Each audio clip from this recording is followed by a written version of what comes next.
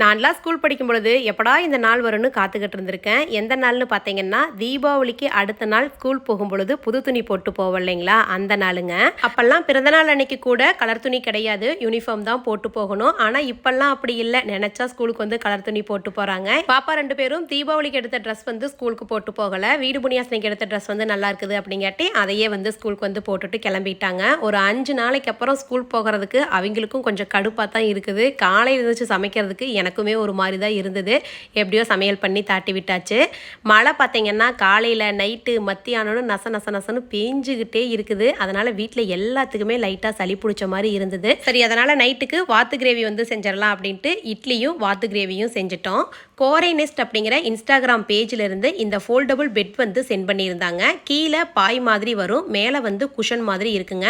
நல்ல கம்ஃபர்டபுளாக சூப்பராக இருக்குதுங்க.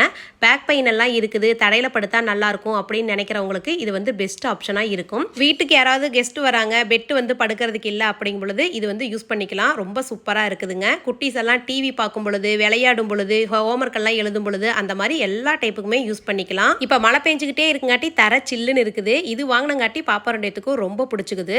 Single, double, king size, queen size நிறைய சைஸில் நிறைய டிசைன்ஸில் வச்சுருக்காங்க. அவங்க நம்பர் ஸ்க்ரீனில் தரேன், தேவைன்னா கண்டிப்பாக செக் பண்ணி பாருங்கள். ஃபோல்டபுளாக இருக்கிறங்காட்டி எங்கே வேணாலும் எடுத்துகிட்டு போயிடலாம். இன்ஸ்டா ஐடியா இன்ஸ்டாகிராமில் டேக் பண்ணுறேன்.